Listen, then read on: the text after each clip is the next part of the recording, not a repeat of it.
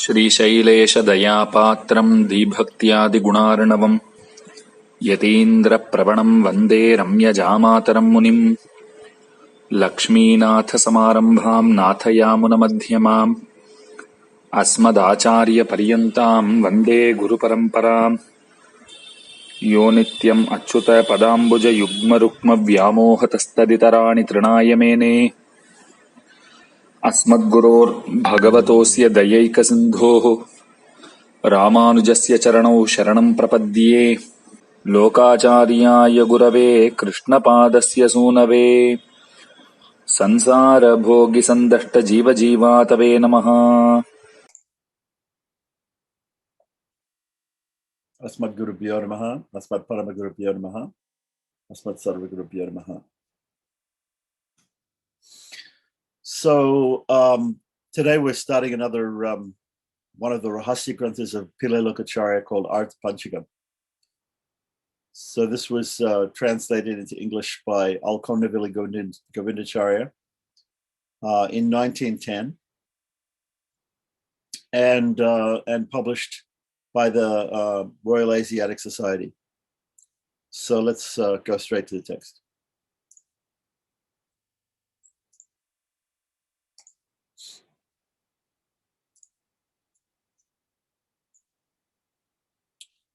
So this is the Journal of the Royal Asiatic Society in 1910.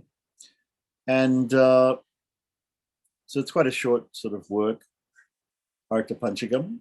And we have an introduction here by a G.A. Grierson, also both of them members of MRAS, members of the Royal Asiatic Society. So I thought I would read this one, which includes the introduction, because I want to, I want to see if Grierson has anything to say about it. So the introduction starts. I have been asked by Alkondavili Govindacharya Swami to offer the following pages to the Royal Asiatic Society, the Artha Pancakam, written in Tamil. So I think maybe it's written in Manipavala, but which is a mixture of Tamil and Sanskrit, but it could be in pure Tamil, I don't know.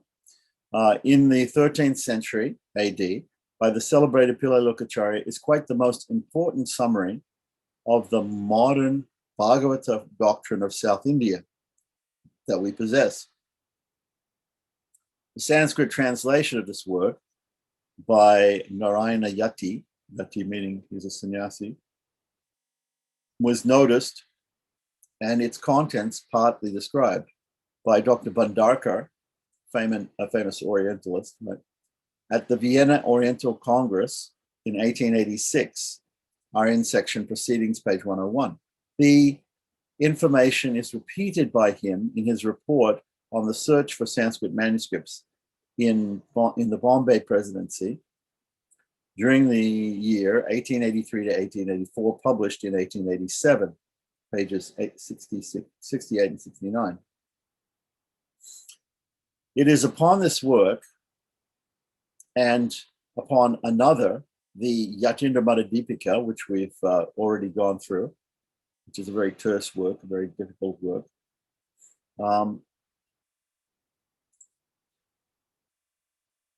Of Srinivasa, described at the same time that Dr. Bhandarkar founded his well-known account of the origin of the Bhagavata religion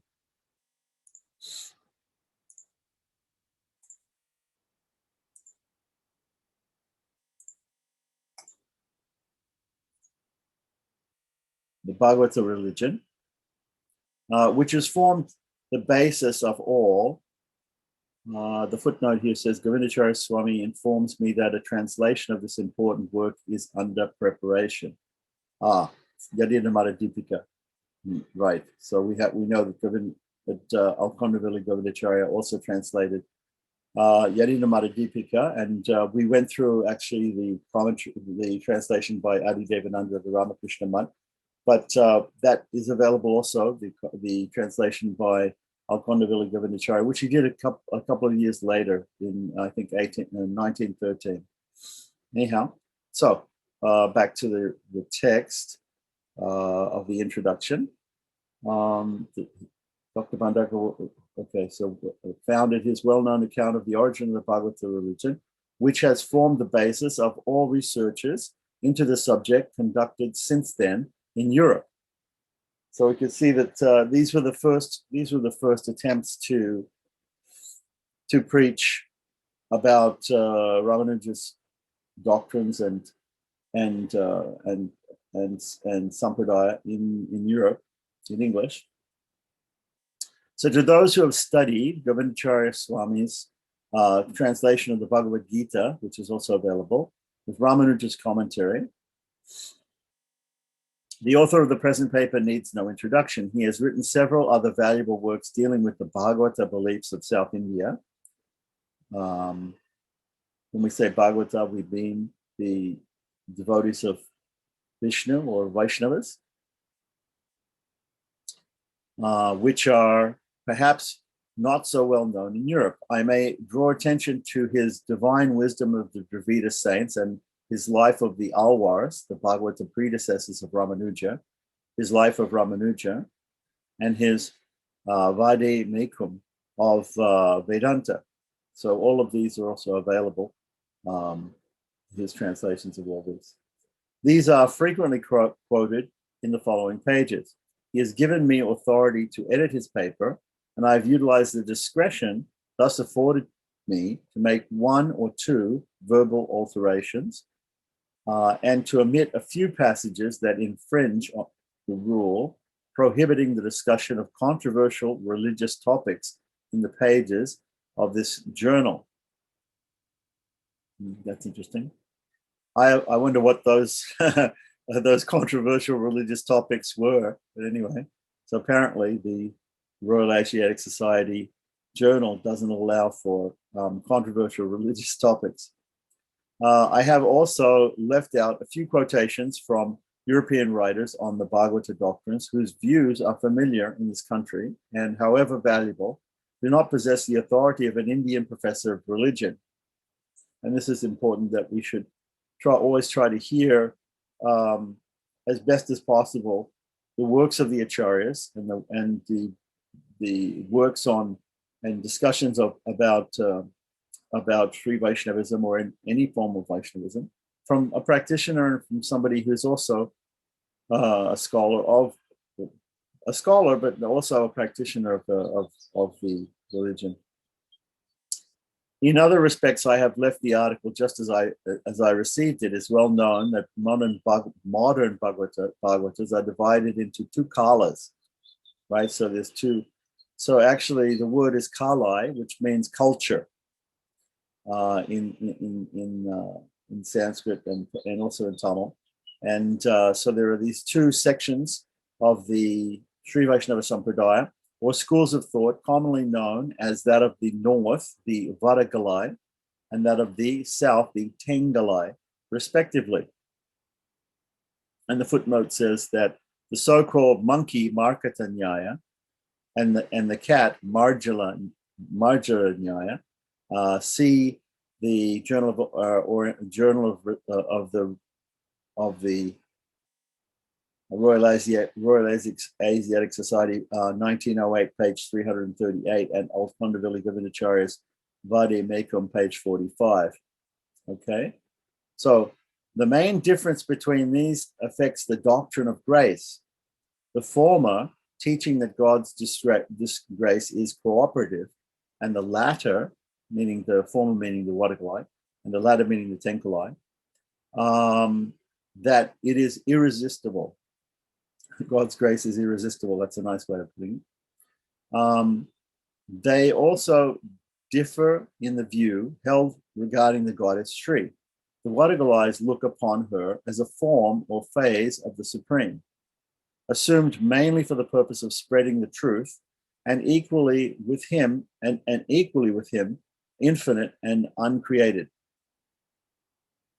The Tengalais, on the other hand, give her an independent personality, in other words, independent from the Godhead, right? She is looked upon as the mediator between God and man, and while from one point of view she is created by the Supreme, from the other point of view, she is one with him. So a little bit different doctrine on Sri also, and of course the different doctrine of the cat and the monkey regarding Lord's grace.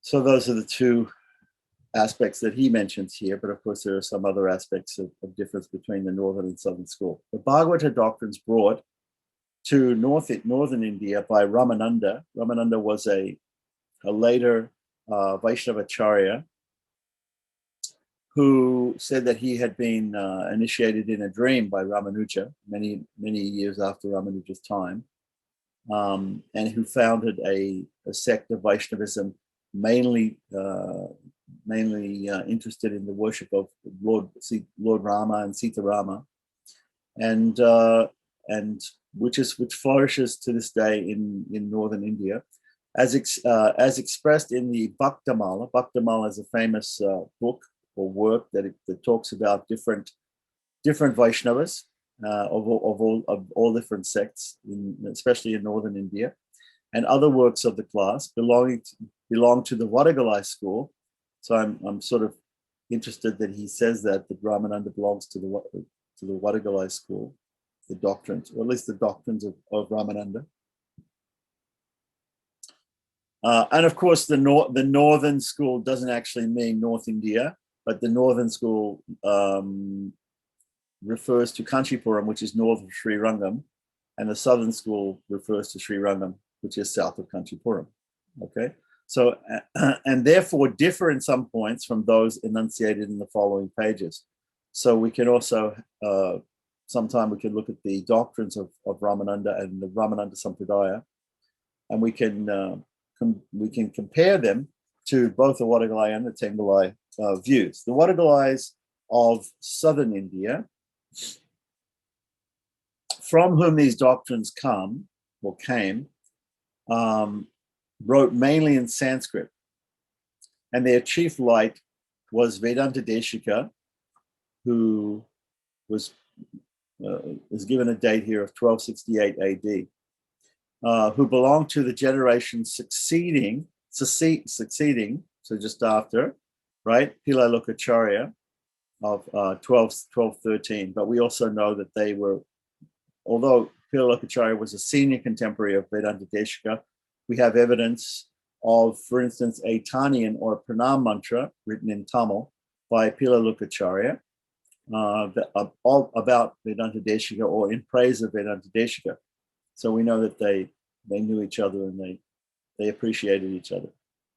The latter was the first great teacher of the Tengalai school, the textbooks of which are mainly written in Tamil.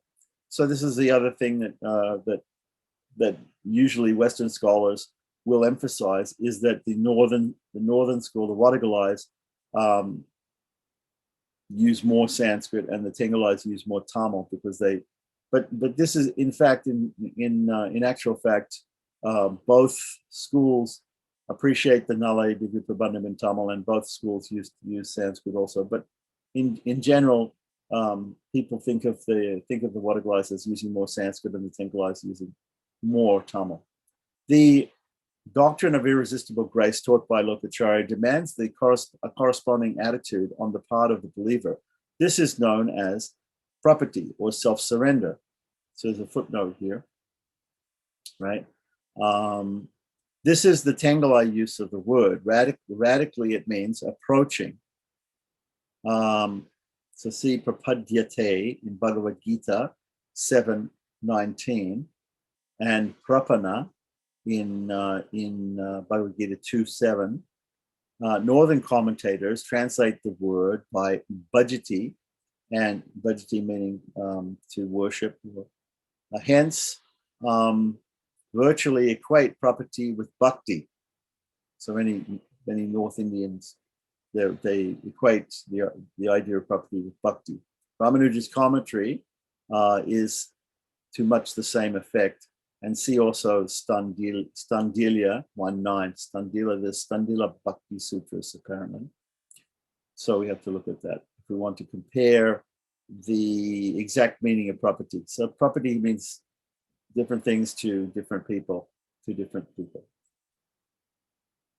So this is also known as property or self-surrender. It is a stage beyond bhakti, which, like an infant monkey clinging to its mother, connotes active love and devotion, while property, so bhakti, so here, Grierson, in his introduction to Artha Panchaka, he is comparing bhakti to with the analogy of the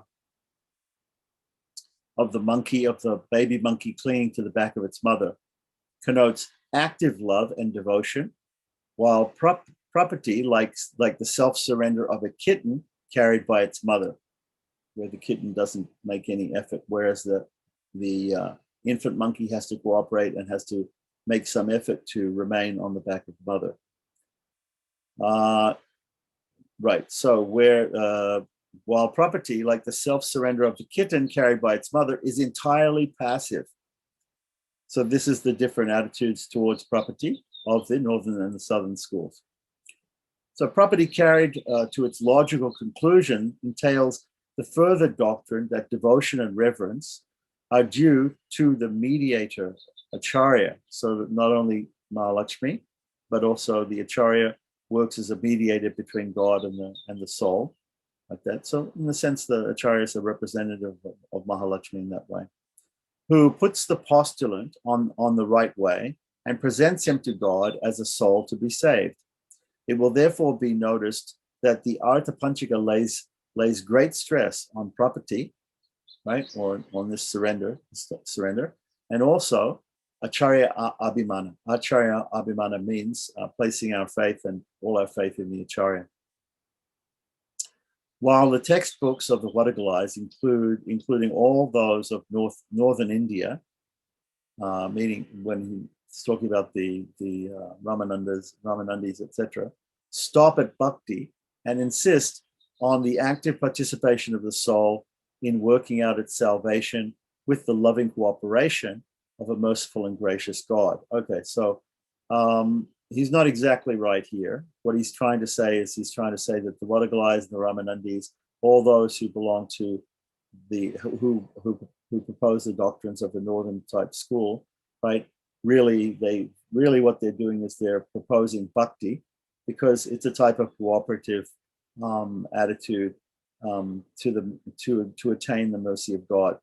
So he's drawing a distinction here between the Vadagalais and the Tengalais. Of course, our author here, our textbook here, Artha Panchaka, which we're going to be looking at, we're going to start very soon, and also our author here are both Tengalais. That they're both from the Southern School. So we should expect to hear more about the Southern doctrine of grace. Okay. So to me personally, this translation is of particular value as it corrects a mistake made by me on former occasions when writing about bhakti. A mistake, I must confess, in which I have not been alone. Right, so it's good. So Artha Panchaka now, he's saying that after reading Artha Panchaka, he understood more about bhakti. He understood bhakti in a much better way. And he's saying that many people in Europe and other scholars also made this mistake, right? So exactly what his mistake was, let's see. Trusting to the best sense I could make out of one very incorrect manuscript of Sanskrit version of Artha Panchaka. So remember, he mentioned that there was a Sanskrit translation of this Manipravala or Tamil work, Artha Panchaka, made by a Narayana Yati, which he referenced before. Right? I have more than once described those souls who are classed as Kevala. Okay, we're going to come up to this, so we don't need to get into this here, but the Kevalas are going to be explained. Kevala means a person who is interested in Kaivalya Mukti, right, which is a type of isolated liberation, as souls that are only devoted to the adorable. I don't know what he means by adorable in capital letters here. I have now obtained an excellent manuscript of this work, and it, as well as Govindacharya Swami's paper, shows that the real explanation of the term, as given by Pila Lokacharya, is that Kevala here means isolate, right? Because the word Kevala means isolation. and connotes souls, and connotes those souls who seek self-salvation, right? Those who are content with realizing their own nature by means of knowledge, jnana, instead of proceeding to the more advanced stage of bhakti. And we could say also property, there's a footnote here. So the footnote says, the necessary correction should be made in number 1 of page 109. Okay, let's see. Okay, and then he says, as a further contribution to Govindacharya Swami's translation, I give after this article the text of Narayana Yati's Sanskrit version of the Artha Panchaka. This will serve 2 purposes. It will be useful for its own sake, and it will also help to show where the English translation of the Tamil original is literal and where it has been expanded. Okay, so we don't. I'm not sure if we have that part, but that will be interesting to access Narayana Yati's Sanskrit version of Artha Panchaka. So the footnote says here, Govindacharya Swami informs me that Narayana Yati's work is rather a paraphrase than a literal translation of the Tamil, and that in 1 or 2 passages he has either departed from or misunderstood the original. Okay, so we don't know whether this Narayana Yati, who wrote the Sanskrit version of Artha Panchaka, Sanskrit translation of Artha Panchaka later on, whether he was a Vattakala or a Tenggala. We don't know when he was. We could maybe do some more research on that. But apparently, according to Grierson and according to Govindacharya Swami here, Alkondavelli Govindacharya, our author, he has apparently only paraphrased the work, and he's made some slight mistakes in his translation. Okay, so I wonder what the tradition, and so that's signed there by Grierson. The author and his works. So here's a little bit about the author and his works, meaning Pila Lokacharya, the original author, and not the translator Alkondavelli Govindacharya. Sri Pila Lokacharya, or Bal Lokacharya, we can note, okay, that in Tamil, the word Pillai, right, is sometimes used for a favorite disciple, but it literally means son. So sometimes the guru is considered to be the father, right? The guru is considered to be the father, the Vedas are considered to be the mother, and the student who approaches the guru is considered like a son.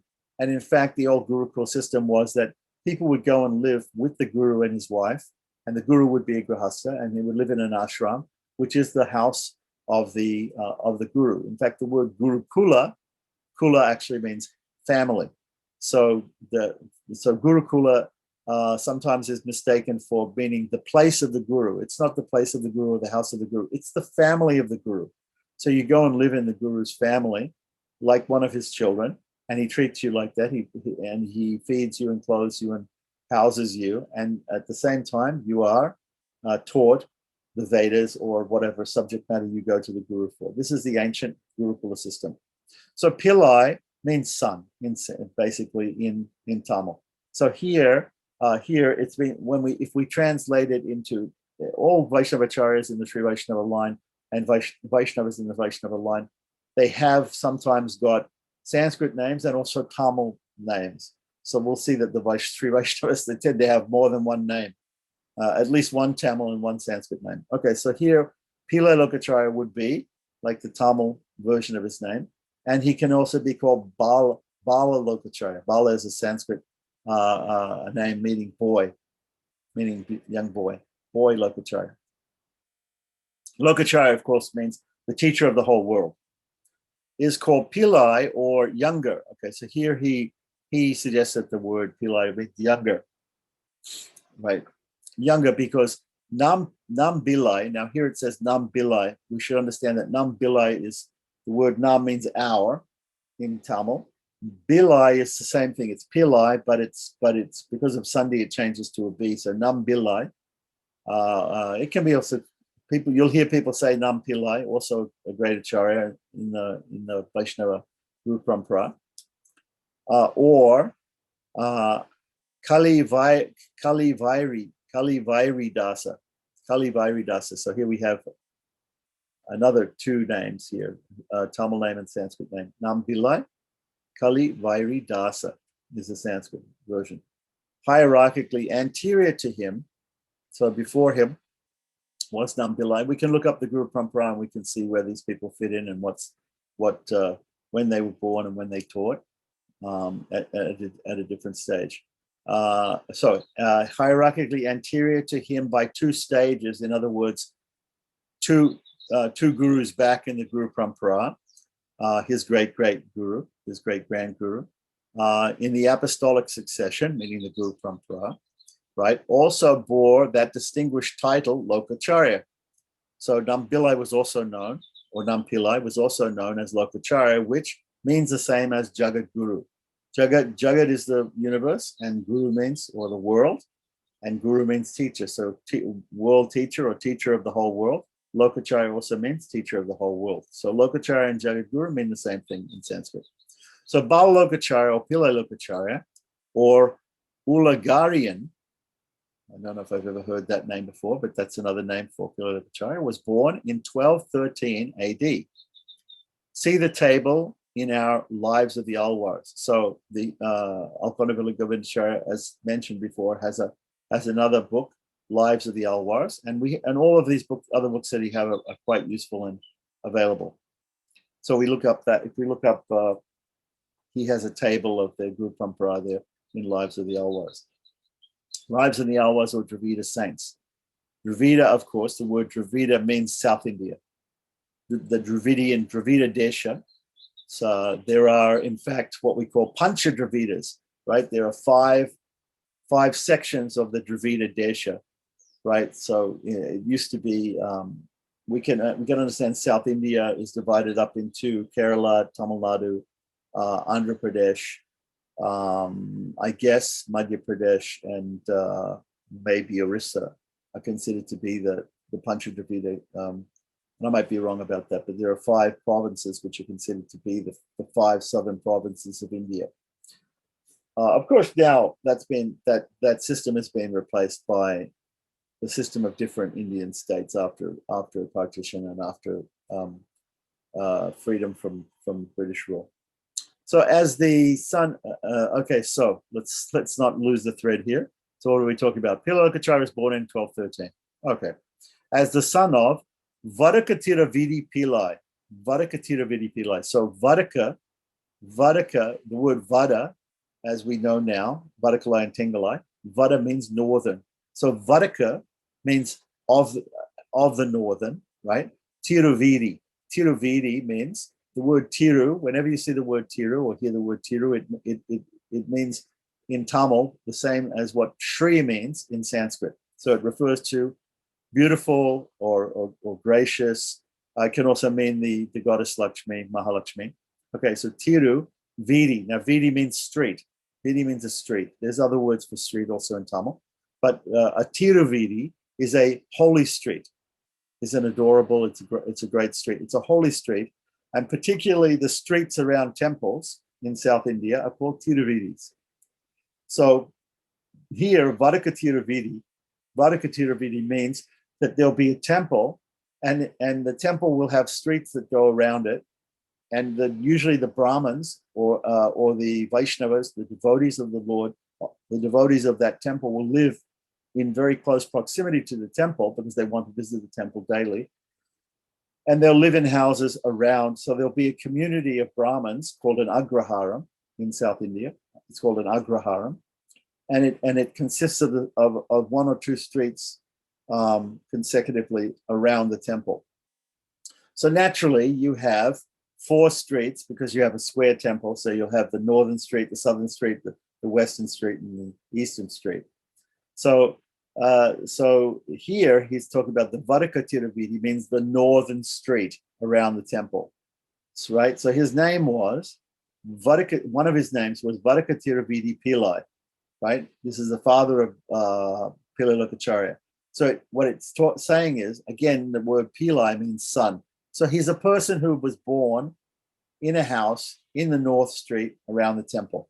So we don't know exactly which temple it is. It may be the temple of Sri Rangam. It may be another temple. But in any case, he was known by this nickname. So this is not exactly his name, but he's that person who was born in the northern street surrounding a temple, right? Or Krishna Samahwa.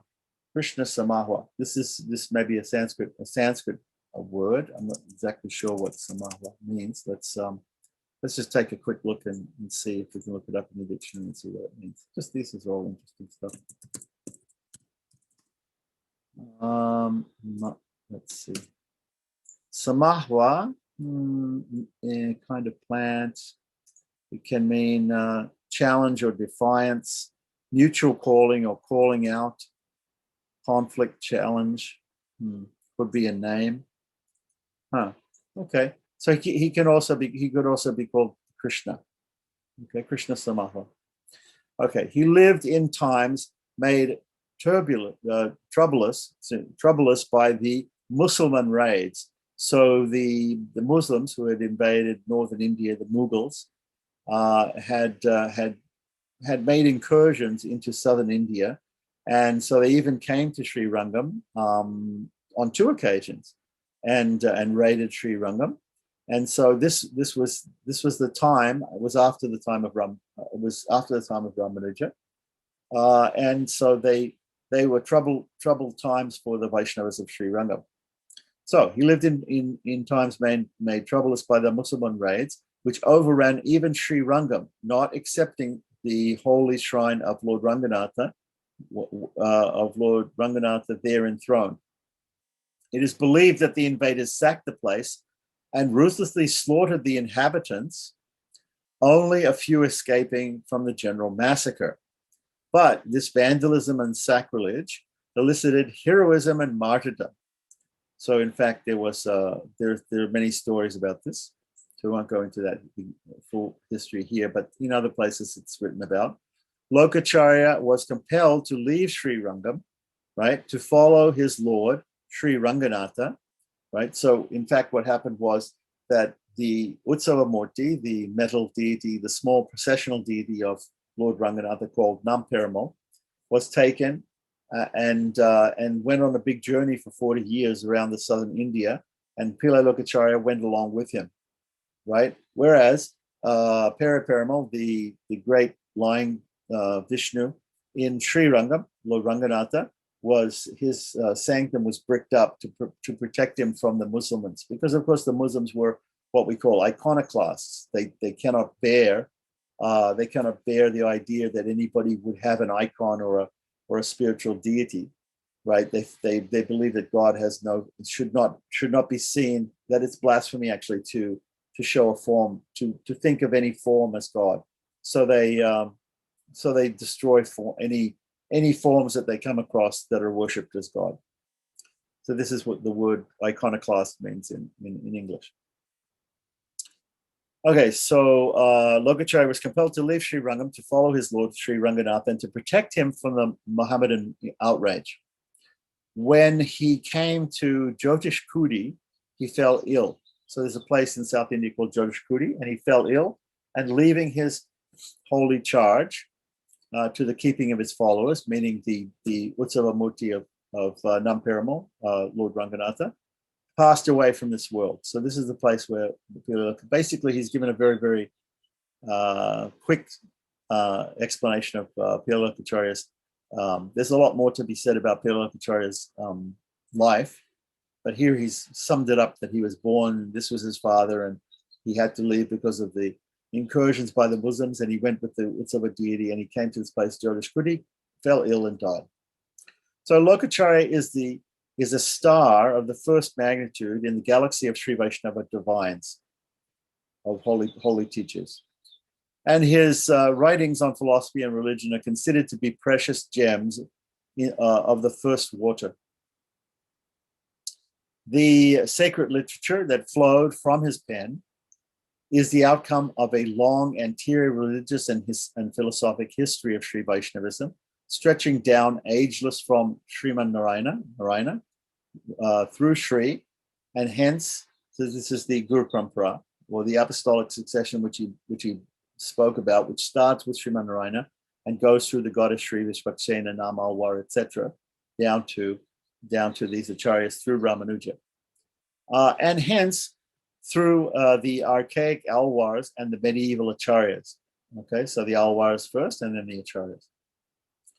in chronological order. The style adopted for this literature is what is known as Mani Pravala. Okay, so here he comes to the point is that it's not exactly Tamil. It's a type of Tamilized Sanskrit or literature produced in the Dravida tongue, Tamil, happily blended with Sanskrit, so as to place philosophy and religion within the reach of the masses. Okay, so this was the purpose of the Mani Pravala language, right? So we mainly see that these Mani Pravala texts are all Sri Vaishnava texts, are written in medieval times, when people in general could not understand pure Sanskrit, but they could understand Sanskrit terms, just as we use many Sanskrit terms in English today, like karma, yogi, guru, right, pandit, right? These are all in the English dictionary now. These words, so we understand what these mean, right? So if we use those in our English vocabulary, right, people will understand if I say he's a guru, or he's whatever, or yoga or yogi. We understand this. So Lokacharya composed 18 rahasyas, or secret treatises, right? Called secret because their contents are to be hidden only to those, are to be hidden only from those who do not deserve to be initiated into the science of spirit. Okay, so normally these rahasya granthas are taught by acharyas to people after they do samashrayanam or panchasamskara, after they take initiation into Sri Vaishnavism. And therefore, that is one reason why they're called secret doctrines or rahasyas, rahasya granthas, secret treatises. The other reason, of course, is that they deal with the secret mantras which are given in the initiation. So these are also called rahasyas, right? And the fact is that that these books deal with esoteric meaning of those mantras, because even today, these mantras, like the Astakshara mantra Om Namo Narayana, are quite open and known to many people. In fact, the Krishna Charma Sloka is a verse from Bhagavad Gita, 1866, and is known to many, many people without even initiation. So many of these mantras are known already by everyone.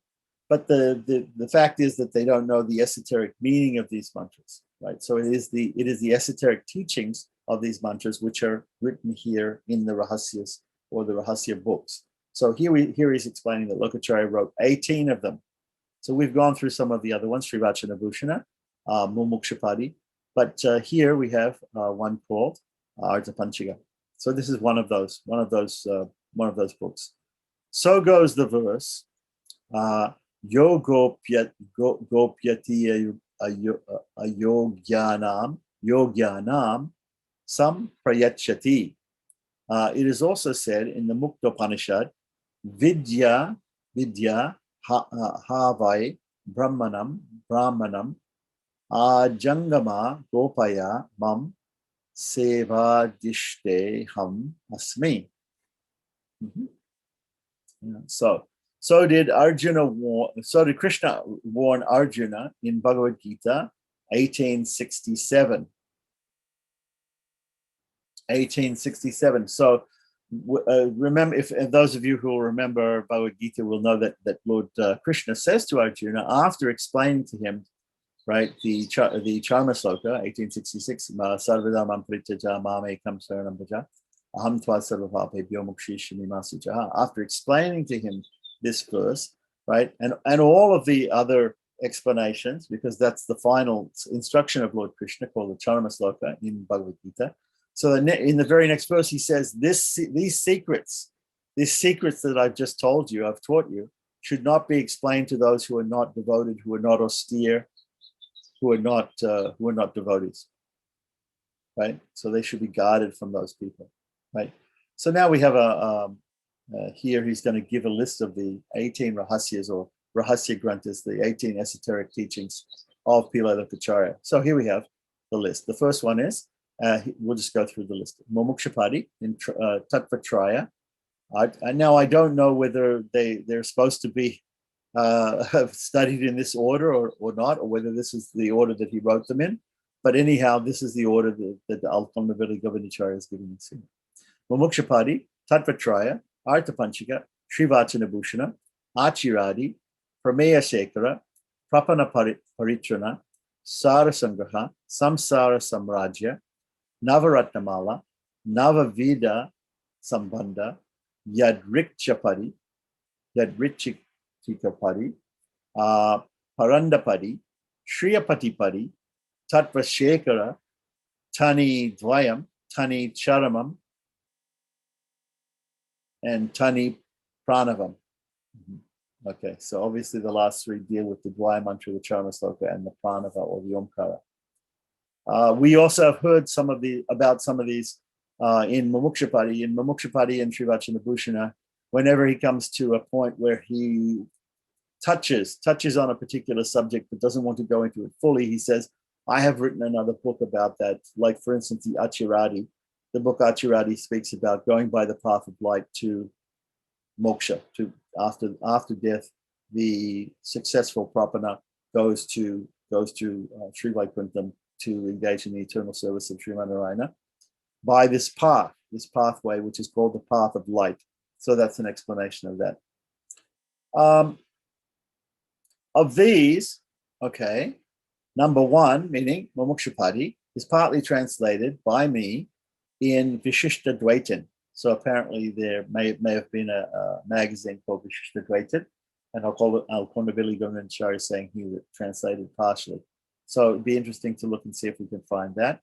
Number 2 and 4, meaning Tattvatraya and Srivachanabhushana, by Sri S. Parthasarthi Yogi.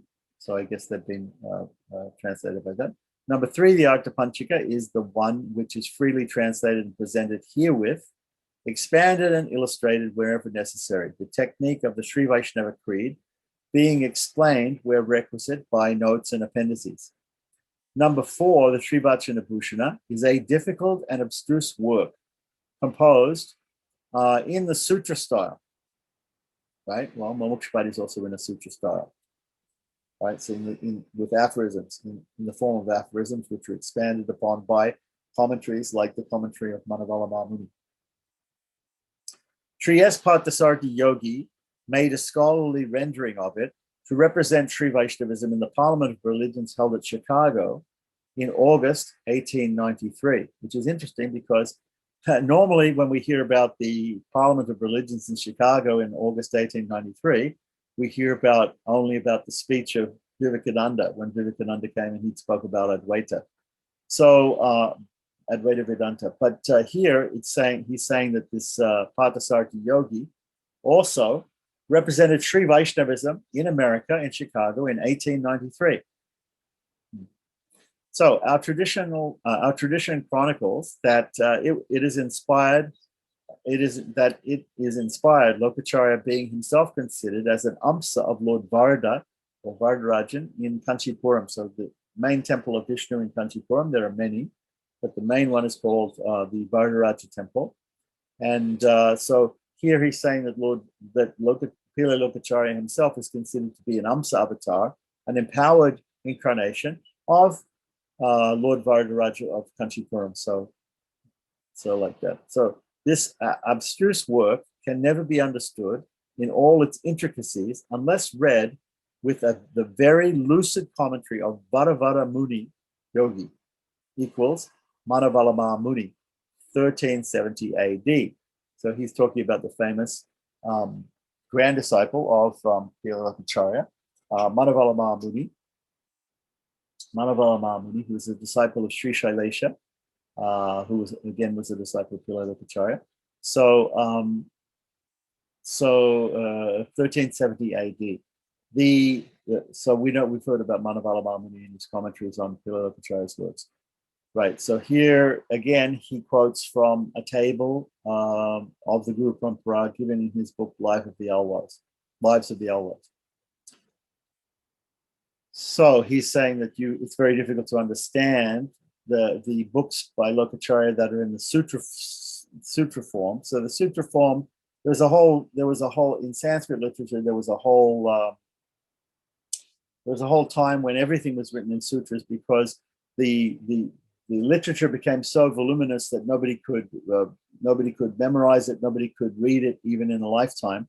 So what they did was they began there was there was a time when people put everything in sutras, short aphorisms, which could be memorized, and thus you could know a subject matter completely by knowing all the sutras. For instance, the Panini Grammar Sutras, and we have other sutras. We have Brahma Sutras, Dhamma Sutras, Kama Sutras. We have all these different sutras to teach different subjects. So he also, Lokacharya, used the sutra style, even though it was in Manipurvala and not in Sanskrit.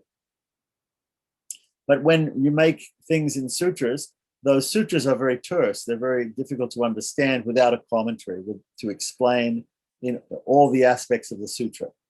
So that's what he's saying, that you can't really understand this unless you can't understand some of Pillai Lokacharya's books without the commentary of Manavala Maham to explain the sutras.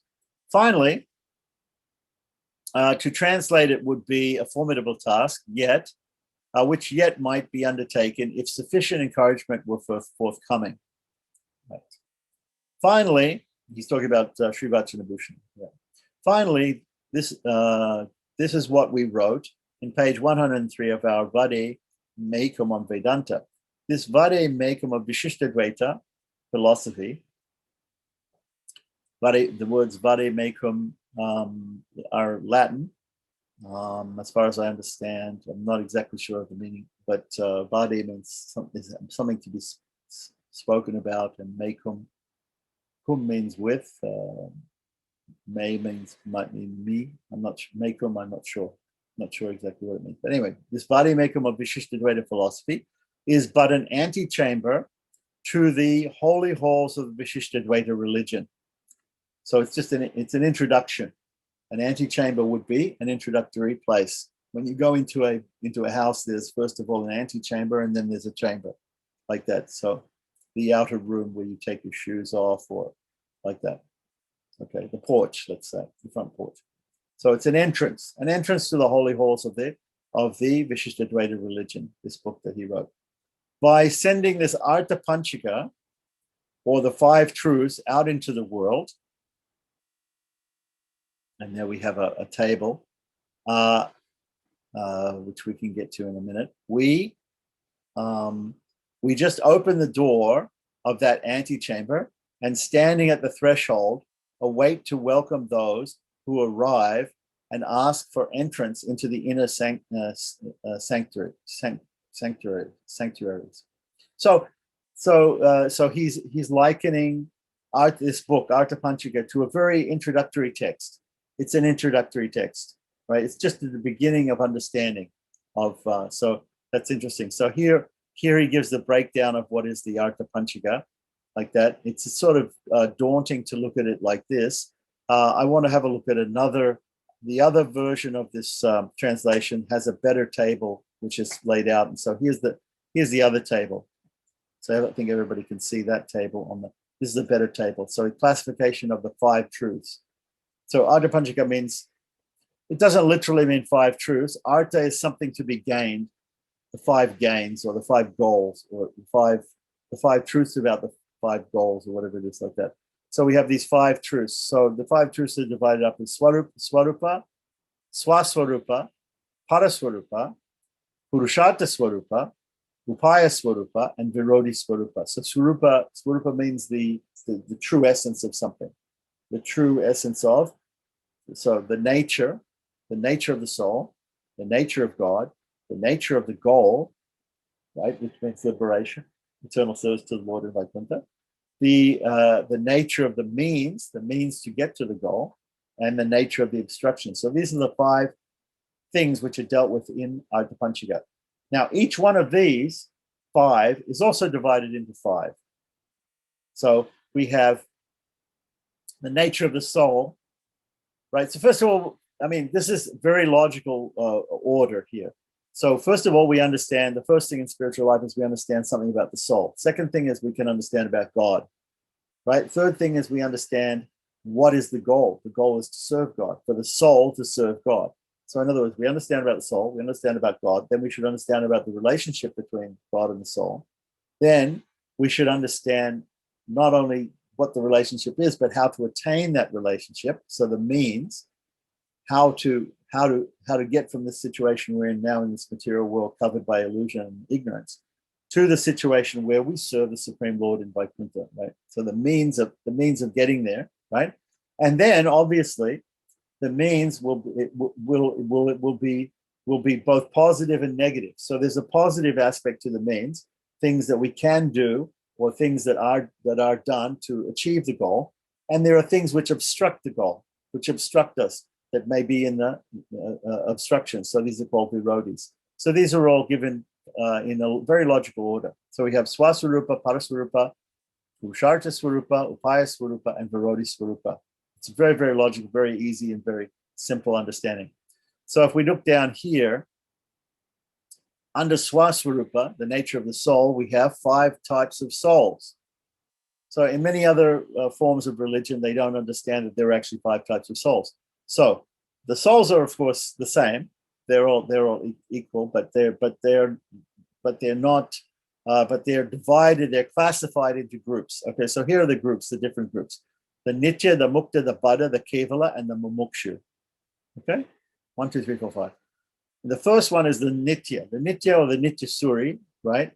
Or the Nitya Siddha, right? However you want to say it, is the soul who is there in Sri Vaikuntha already, who has attained the goal, who has eternally attained the goal, who is eternally serving the Lord in Vaikuntha. And Mukta is the one who was here and now he's there. So he wasn't eternally there. He was here for some time. He was in this material world, and he liberated himself, or God liberated him, and he attained the goal, right? By whatever means, we'll find out later. Okay, so Nitya, the Mukta. Nityas and Muktas are there in Sri Vaikuntha serving the Lord. The Bada, who is here, he has not attained. He is bound here in this material world, right? The Kevala, the isolate, the person who wants to simply enjoy the bliss of the soul, which is Brahmanubhava or Brahmananda, right? The bliss of the individual soul in isolation from God, like that. He's called the Kevala, or the isolate, or the aloof. And finally, the Mumukshu, who is a Bada, who is bound here in this material world, but he wants to achieve that goal, like that. Whereas there's this other person, the Bada, may or may not want to. He may or may not know that he is bound or should try to strive for liberation, like that. So we've read in Mumukshapati. Mumukshapati is the book for people who are wanting liberation, who want to attain liberation. And there are 2 people in this material world. There's the Mumukshus and the Bubukshus. So the Bubukshus are the people who just want to remain buddhas. They want to remain in this material world bound, and they just want to enjoy material things. And the Mumukshus want to go for liberation, right? So we have Nitya, Mukta, Bada, Kevala, and Mumukshu. These are the 5 groups of souls, right, dealt with in the section called Swaswarupa. The next section, Paraswarupa, deals with different aspects of God.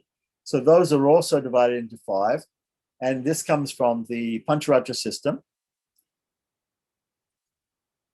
which is one of the Agama systems, right, or tantric systems for worshipping Lord Vishnu. So all Vaishnavas accept the worship of Lord Vishnu, but there are different ways to worship Lord Vishnu given in the scriptures. So there's a set of scriptures called Pancharatras.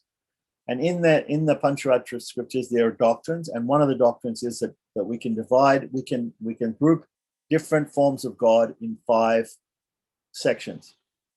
So they are Para, Vyuha, Vibhava, Antaryaman, and Archa. And I think we've gone through this before. Para is the original form of God in Sriman Narayana in Paravasudeva in Sri Vaikuntha, right? The Supreme. Vyuha is his first expansions, Vasudeva, Sankarsana, Pradyumna, Aniruddha.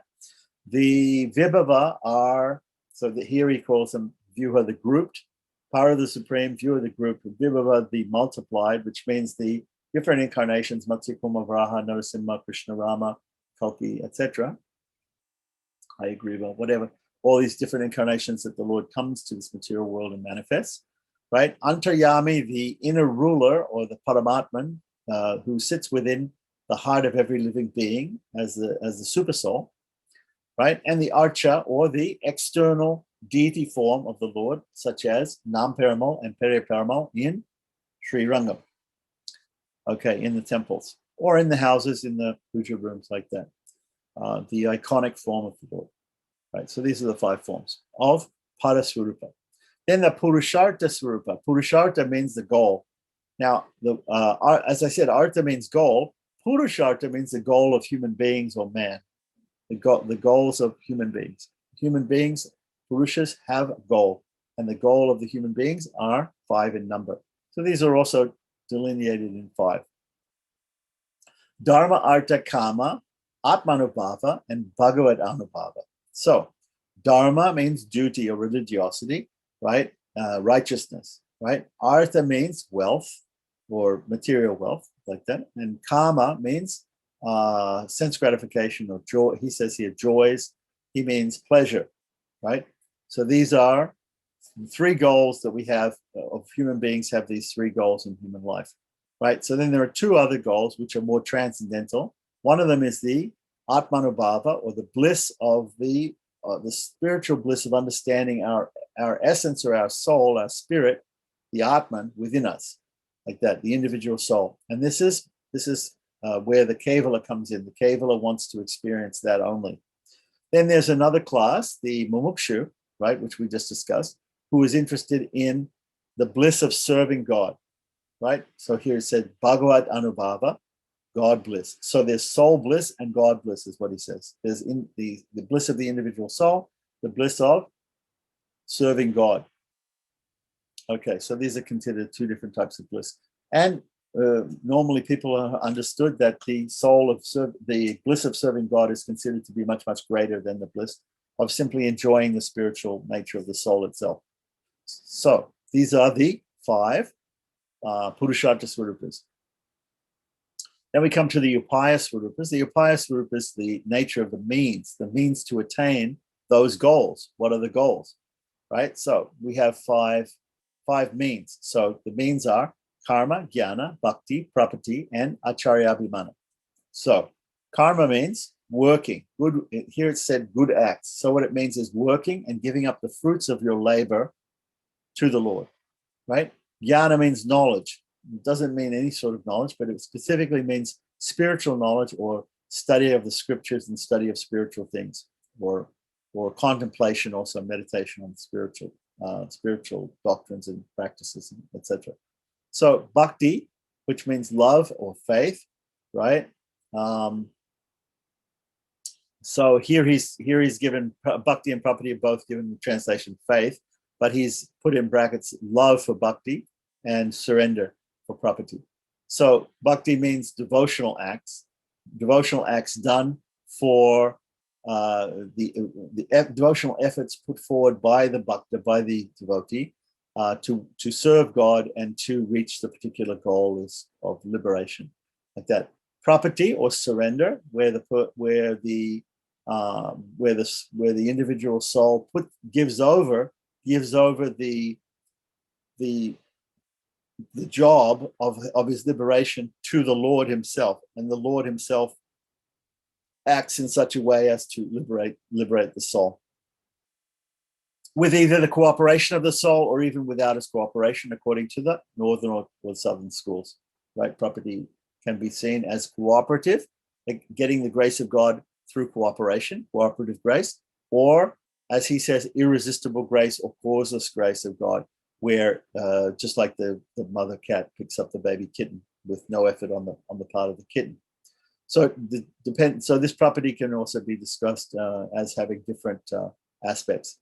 Okay, and then acharya abhimana means simply going to an acharya and depending totally upon the acharya and the guru for one's salvation, and the guru acting in such a way as to help the student or the person who resorts to him who has no other knowledge of all these things, right, to achieve the goal. So that is called acharya abhimana, full faith in the guru or the acharya. So these are the different means. Okay, so now we should also understand if there's any anything obstructing that. So the obstructions come next. Virodhi swarupa, the nature of the obstructions. So swarupa virodhi, right? Obstructions to understanding the nature of the soul. Paratva virodhi, obstructions to understanding the nature of God. Purushartha Virodi, obstructions to understanding the goal. People misunderstand what their actual goal is. Upaya Virodi, right? Obstructions understanding the means. Some people think karma is the way, jnana is the way, bhakti is the way, property is the way, acharya-abhimana is the way. Which is the way, right? So not understanding which is the correct means. And prapti virodi means the fruit, the goal, right? Virodi of the fruit. I'm not sure why that's 4 and 5 are like that. To me, it should be prapti virodi should be 4 and upaya virodi should be 5. But anyway, like be that as it may, these are the 5 obstructions. So I thought this was a much better layout to show this the way that this chart has been put out here rather than the actual one. This is from the other version of Artha Pancakam, which has been recreated in another PDF. So let's go back to the original, and we'll look at the way that the original is put forward. So you can see here the way he's put it forward here in his original article. Swaswarupa in the top here, Paraswarupa, right? Swaswarupa, Paraswarupa, Purushartha Swarupa, Upaya Swarupa, and Virodi Swarupa. Yeah, like that. So you can have a look at that some other time. So these are all coming under the heading of the 5 truths. So the 5 truths expand to 25 truths. Every one of the 5. Let's continue with this introduction by, it seems like this is an introduction by Alpanda Vilagovinchar. So the soul, which is whirled in the vortex of evolution, in other words, entangled in the wheels of birth and deaths, or subjected to the vicissitudes of bodily existence and trammeled in the meshes of matter. I like his English, his use of words. If it would escape from this vortex, in other words, gain deliverance from these vicissitudes, should obtain a knowledge of the 5 truths or principles, and shaping his conduct ensuant on such knowledge, secure salvation. Okay, so here it is. Here's the purpose of the book being given in the first paragraph. The purpose of the book Artha Pancakam is for us to understand the 5 truths, the Artha Pancakam, and for us to use those to shape our lives and to therefore secure salvation. Very, very simple purpose of the book. Know this book, understand this book, use the principles and doctrines in this book in your life, and you will obtain liberation. That is the goal. That is the goal of the book. Very good. So the 5 truths or principles are those of A, Swaswarupa, own self or soul. Paraswarupa, I'm not exactly sure why he used A, I, U, and E and O, but anyway, Paraswarupa, the higher self or God. Purushartha Swarupa, goal or end. Upaya Swarupa means Virodi Swarupa, the anti or the opposite of these, which may be called the agnosis or nescience, ignorance, right? Or sin, and so forth, according to the context. Okay, so now we're going to start here. So, all hail to thee, all-bodied God. Swaswarupa, or own self, or soul principle. Swarupa means nature, principle, property, or essence. The knowledge of a thing consists in knowing its nature and knowing that principle by means of its properties. It is this truth or knowledge which is epitomized in this treatise. The own self is the soul, so called as being owned as the self, or what is connoted by the expression I. The sum, or the mium, it could be micum here, contingent thereon. This truth or principle of own self or soul is subsumable under 5 categories. Okay. So now, first of all, he's talking about the soul. Okay. So this is very similar to what Descartes does in European philosophy. I think, therefore I am. So the very first realization that we come to is that we exist, right? This is the I am thinking, I am feeling, I'm willing, I'm acting, I am living, I am conscious, and therefore I exist.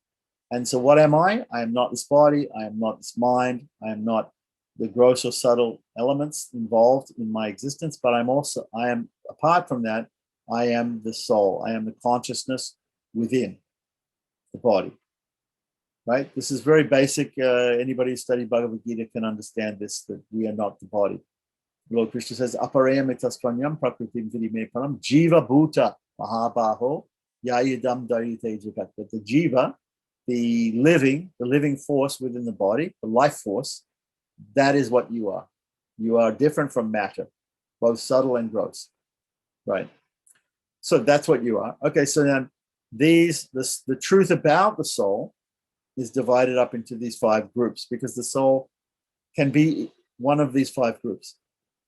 So here he gives the 5 groups: the nitya, the free, or the ever free, we can say, because they were never bound; the freed, who were bound and who are now freed; the mukta; the bada, the bound, who is bound, who can become free but is not free now, right? The kevala, the isolate or the aloof, the person who is somewhat free in the sense that he's free from the material world, but he is simply enjoying the pleasure of the self, of the individual consciousness, the individual soul, but not engaging in an active relationship of service with the Supreme Lord. The Moksha, the would-be free, the person who wants to be free, but who is also bound. Right, so now he's going to explain each one of these in detail. The nityas, or the ever-free, are those angelic spiritual beings or blessed souls who have never known conditioned existence. In other words, they are never involved in the wheel of worldly careers, samsara. Beings who are ever in a state of bliss. Beings whose wills are ever in conformity with the will of Bhagavan, the Satya Sankalpa of Sriman Narayana, the eternal will. And so he says, the footnote says here, you should see the appendix. The blessed, or God, Bhagavan is the blessed of God, the blessed of God. Beings who are endowed with the privilege or possess the estate by virtue of which they are able to perform the function of supreme advisors in all his schemes of the cosmos. Beings with the powers by delegation to make and unmake worldly systems, right? So whatever powers we have, these nityas have, are given to because of the eternal Satya Sankalpa, the eternal will of God. Beings who remain at the side of God, right, serving him. This is mentioned in the Vedas themselves. Sada pasyanti surayaha, it is said in the Rig Veda, that they always, sada pasyanti, see, right, the Lord. These suras, these nityas, nityasuris, right, they always see the Lord. Sada pasyanti surayaha, remain by the side of God. His constant comrades and surrogates in all his doings, accompanying him in his various incarnations, right, as they also descend to serve him in his different various incarnations, right, which we're going to learn about a little bit later, right, as part of the Swarupa of God, the Paraswarupa, right, or avatars, beings who are entitled to perform the high offices of anointing and installing God himself upon his throne, right? So in the Archavatara, those beings who are devotees, who are worshiping God in his iconic form here in this material world also, and installing him, right? Beings who, like the phraseology of other theologies, are known as thrones, powers, estates, principalities, hierarchies, archangels, and so forth. So he gives all these synonymous words for the nityas, nityasuris. The constant servants of God, right? This is right, as free from systems of samsara meaning this world of this wheel of in this world birth, death, disease, and old age, going around and around, and rebirth. But as interested in it as God himself, and bearing such significant epithets, right, or names as Vishvaksena, the high host, Lord of hosts, Ananta, and Garuda, etc. So these are the names of some of the nityas, some of the most famous nityas. There are unlimited nityas. There are unlimited souls there in Sri Vaikuntha who are serving the Lord, individual consciousnesses that have been created by the Lord and are serving Him eternally in Sri Vaikuntha, right? And so it names three of them: Vishvaksena, Ananta, who is also called Adi Shesha. The word Shesha means servant, so Adi Shesha means the original servant, right? So Adi Shesha, Vishvaksena, and Garuda, who is the eagle carrier of Lord Vishnu. Okay, so these are different varieties. We can see in Bhagavad Gita 10:29, right? Anantas chasmi naganam, right? In 10:29 and 10:30, Ananta and Garuda are mentioned. So he mentions Anantas chasmi naganam, means of snakes I am Ananta, right? And in 30 he says Vainatiyas cha pakshinam, so of pakshis, of birds, or of eagles, let's say, of birds, right? Of birds I am Garuda. That's what the Lord says in Bhagavad Gita. So he's just mentioned those verses there. So there are verses where we can see the Ananta and Adishesha and Garuda being mentioned. Okay, so continuing on. So that is all about the nityas. Very simple work here, Artha Pancakam. It's just defining different aspects that we should know about, and the knowledge of these aspects of the world and of existence are going to help us in our quest for salvation. So the second part, the muktas, those who are freed, they're not eternally free, but they were bound in this material world. Now they've become free. So the muktas, or the freed, are those who, by the grace of Bhagavan, by his kripa or his grace or his prasada, right, have been liberated from all the pains and taints contingent on their conjunctive existence with matter, prakriti. Prakriti means the material nature, right? Who taste in the fullest measure the blissfulness of Bhagavan in all his several aspects of essence, swarupa, person, rupa, excellence, guna, and glory or pageant, vibhava, right? So who taste the bliss of the Supreme Lord Srimad Narayana in all of his different forms and attributes. He has ananta kalyana gunas. He has unlimited, eternal, unlimited, auspicious qualities also. So these nityas, they experience all of those things, right? Who by reason of such divine joy, overflowing the bounds of their being, burst into paeans of praise, and so dwell forever and ever, drowned in rapturous delights in the eternal regions of heaven called Vaikuntha, never more to return to the migrations of this material existence. Very good. Okay, so that's the explanation of nityas. There's a couple of footnotes, so let's have a look at the footnotes. So number one, the first footnote was about vibhava, or here in this material world, the avatars that come in this material world. So, or the cosmic tapestry of God, as it were, in this material world. And Sri Vaikuntha, which he says literally means the unfettered or spiritual universe. And he quotes here, Kuti gati pratigate iti dhatuhu. He's giving the definition of the word. So Vaikuntha, Vai means without, and Kunta means without any blemish or without any negativity, without anything, right? So he's saying here, kuti gati patigate. We can look that up, right? But that's the definition of the dhatu, or the verbal root of where we get the word kunta from. So Vaikuntha means without that. So Then he says, Jnana Pratigati Karmadi Rahitas Surayo Vaikuntaha. So he's also giving other explanations of the word Vaikunta in Sanskrit. Tat Sambandhi Desho Vaikuntakyaha. And this is a quotation that he's taken from Shruta Prakashikacharya on Sharanagati Gadya of Ramanuja. So there was a person at the same time as Pilalokacharya, Vedanta Deshika, there was another great scholar who was, I believe, related to Vedanta Deshika. His name is Shruta Prakashika Acharya. He's also known as Sudarshana Suri. So this, more often you'll hear about Sudarshana Suri. So this Sudarshana Suri wrote a commentary on the Shribhashya, most famous commentary on the Shribhashya. Ramanuja wrote 9 books. His magnum opus, his greatest work, is the Shribhashya, which is his commentary on the Vedanta Sutras of Badarayana or Vedavyasa. And so this Shruta Prakashika, he's called Shruta Prakashika Acharya because he wrote the Shruta Prakashika, which is a commentary, on the Vedanta, on the Shribhashya of Ramanuja.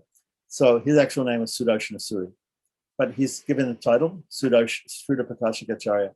So here it said that he also wrote a commentary on Sharanagati Gadya, which is one of the 3 prose works of Ramanuja.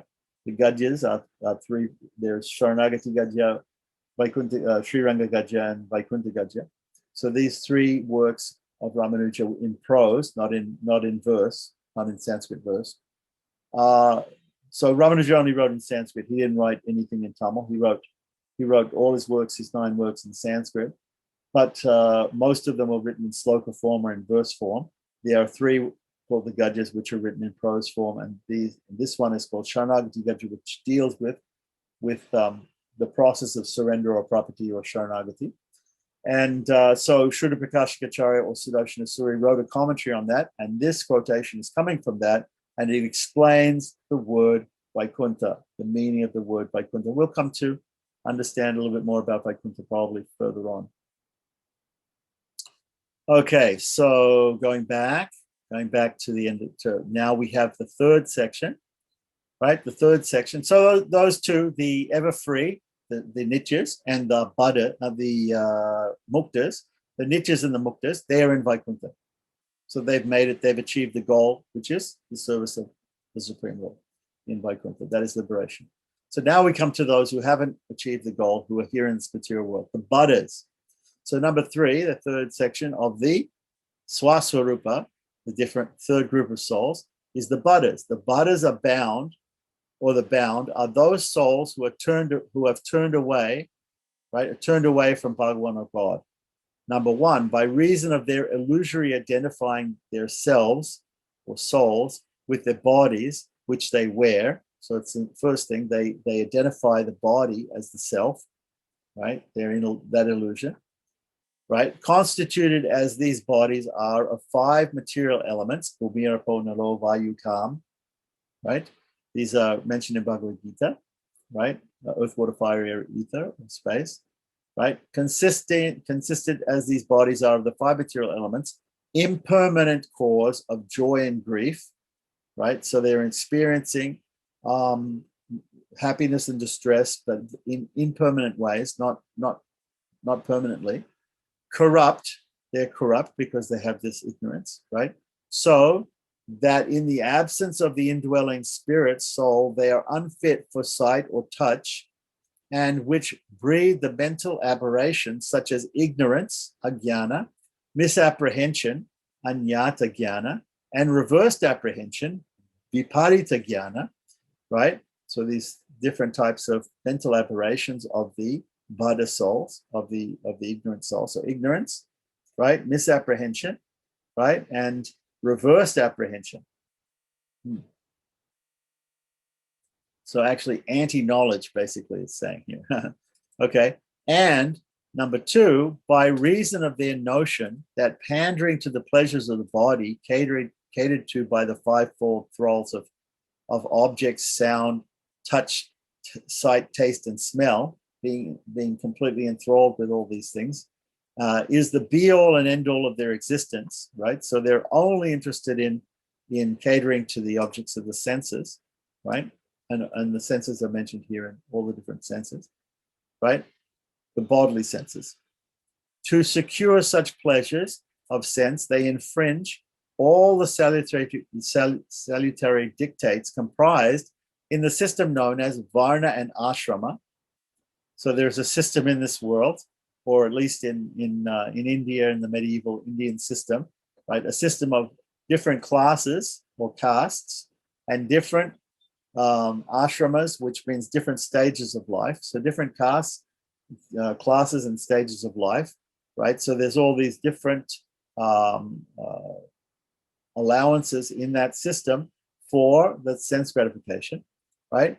Become slaves to worldlings. So they are essentially the souls. So they are meant to be property or the slaves of the Supreme Person, right? Sriman Narayana. But in fact, they have become slaves to worldly things or to worldly people, right? Inflict cruelty on creatures. So in their ignorance, they inflict cruelty on other living beings, either human beings or plants or animals, right? Seize others' wives and wealth, right? They act as thieves by doing this, taking what they want, right? And thus swell the ranks of the mundane. Okay. So he says, regarding the system of Varnashrama, if we want to understand more about that, we should see Appendix 2. So I'm not sure if we can find Appendix 2, but anyhow, it may be there, it may not be there, if we want to know more about the system of Varnashrama. So then continuing on, we have the Cavaliers. The Cavaliers, right? So we've understood now about the eternally free, the bound who became free, then the bound, right, souls, and now we have the Cavaliers, who are sort of free, not completely free, but in the sense that they're free, but they're not completely engaged in their constitutional position to serve the Supreme Lord actively, but they're enjoying the bliss of the soul, right? The Cavaliers. So the Cavaliers, or the isolated, the aloof, are those souls who feel like creatures stranded in solitude and who, stung by hunger and grown listless, devour their own flesh for food. Well, that's interesting. That's an interesting way of putting it, right? They aspire to escape from the fires of samsara. Okay, so they feel the pangs of material life, of being here in this material world. They aspire to escape from the fires of samsara, consortship with matter, that consume them, and seek retirement into their solitary selves. Right. These take sedulously the studies of the science of the soul, because they have come to discern that the soul is an entity distinct from the body. So they have some spiritual understanding, and that the latter, the body, is the seat of sorrow and the compound of corruption, while the former, the soul, is the 25th category. Remember, we talked about the Sankhya system. There are 25 categories in the Sankhya system. So we have five knowledge acquiring senses called Gyanendriyas, 5 working senses called Kamendriyas, that's 10. Plus we have the matter, which is made up of earth, water, fire, air, ether, mind, intelligence, ego, that's in the 18. So then we have the 5 tanmatras, which makes 23, and then we have Mahado, Prakriti, and 24, and then the 25th one is the soul, And anybody who's read Momokshapati will remember that in discussing the Omkara, the letter M represents the soul, like that. So in the Sanskrit alphabet, there are 25 letters, 25 consonants. We have the vowels come first, and then the consonants. So the consonants start from ka, ka, ga, ga, na, down to ba, ba, ba, ba, ma, and M is the last consonant. So it's also the 25th letter of the 25th consonant in the Sanskrit alphabet. So that fits very well with these 25 categories. Here he's saying that there are 24 material categories. Above that is the soul, as I said from Bhagavad Gita chapter 7, Jiva Bhuta Mahabaho, what Krishna says, which is aparayam, it's above material nature. Okay, so he understands that. The Kevala is a transcendentalist. He understands that he's not this body. He understands that he's the soul. He understands also that the body is the source of misery, right? Even in Buddhism, they talk about sorrow being the misery or sorrow. Being the main thing is getting rid of sorrow. We have to annihilate sorrow. So we can understand. Okay. So Kevala, it's sort of like nirvana. The word nirvana is used by the Buddhists mostly. Nirvana means blowing out a candle. It means extinguishing, right? So there are two aspects here. We've got material nature. Those who are in material nature are suffering. There's two things that we can do for somebody who's suffering. We can end his pain, or we can give him pleasure, right? So, for instance, when you're hungry, right, you eat food and it satisfies you like that. So even bread and water will satisfy you, right? Will stop your hunger. You can eat something that stops your hunger, but you're not really satisfied in the sense that you have pleasure by just eating bread and water. That's not very pleasurable, right? But if you have all sorts of beautiful dishes, you know, and sumptuous feasts of all different sweets and different types of savories and things like that, that is really pleasurable. So this is when we talk about the Kevala, he's like the person who knows that he's suffering in this material world, wants to get free from that, but he only comes to the point of getting rid of suffering, doesn't come to the point of positive pleasure, the positive pleasure of engaging in the active service of the Supreme Lord. So that person. So sometimes we talk about material pleasure in this world as simply being a negation of suffering, right? We think it's pleasurable to drink something, right? But in fact, if we don't drink, we die of thirst, right? A man in the desert. Another example: a man in a desert, he wants water. He needs liquid like that. So if we give him water, he drinks the water and he's satisfied. He's satisfied. At least he's not going to die. He's quenched his thirst. But if we give him a beautiful drink, a beautiful tasty drink of some juice or something like that, that he'll even more relish that. So this is the difference between those people who go for Kevala Mukti and those people who go for active service to the Supreme Lord. So one is like both of them are like people in this material world who are dying of thirst. Their thirst is for spiritual things, for spiritual nature. Their thirst is to get rid of the material nature. So one of them quenches his thirst with water. Another one quenches his thirst with nectar, wonderful nectar, juice, beautiful, So that's the difference. That's the difference basically between Kevalams and I would say, I'll give an analogy like that. Okay, so let's get back to it. So the 25th category, right, is the soul, right? So there are 24 categories here in Prakriti like that. There's a footnote there, which we'll see at the end of the page. That comprise the body, self-luminous, blissful, eternal, and the spiritual substance. Yeah. So there are 24 categories that represent the body, and then there's the soul, which is self-luminous, blissful, eternal, and the spiritual substance. So they understand that. The Kevalas, they understand that. They know you're not this body. And they know that the body is the source of ignorance and sorrow. So they want to escape the body, right? But they don't know about the bliss of serving the Supreme Lord personally. They know only about the bliss of the soul, which I've given the analogy for the difference. So by reason of the intensity of suffering endured by these souls in the samsaric state, which was described in the very first sentence here, like creatures stranded in solitude and stung with hunger and grown listless, devouring their own flesh, right? They feel like that in this material world. By reason of the intensity of suffering endured by those souls in the samsaric state, as soon as they find a haven of refuge in the trivial enjoyment of their own soul isolation, they rest so satisfied. So they're satisfied to quench their thirst with water. And they don't go further in trying to drink the nectar of active participation in service to the Supreme Lord of Vaikuntha. So they rest so satisfied and become, on that account, oblivious to the infinitely more joyful nature of Bhagavan God, failing to know him as such a higher entity. They know only about the soul, and they do not know further about the Supreme Person.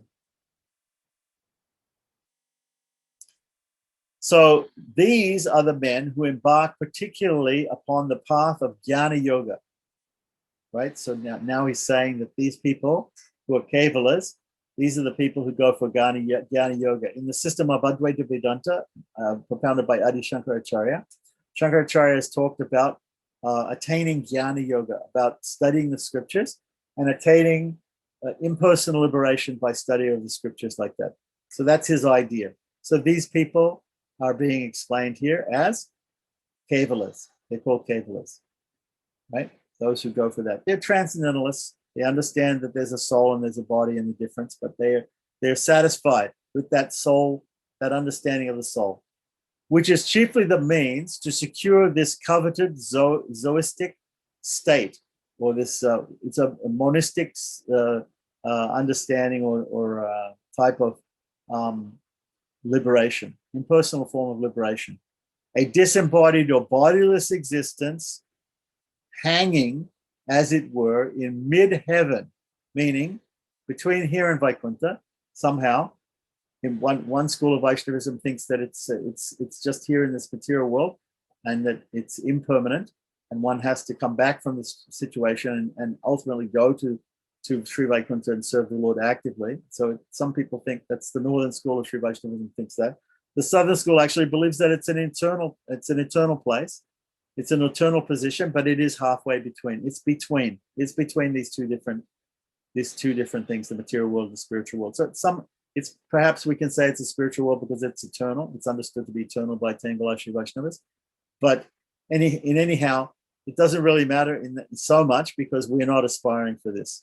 But this is what is being inspired by the Jnana Yogis. Disembodied, bodiless existence hanging, as it were, in mid-heaven, in eonic suspension, or suspended from time, let's say, right? A state past redemption. So they are beyond this material world. They are not going around and around in the cycle of samsara, of birth and death and old age and disease and rebirth. However, they are suspended there, and they are not going forward to the service of the Supreme Lord in Sri Vaikuntha. So now we've talked about four types of souls.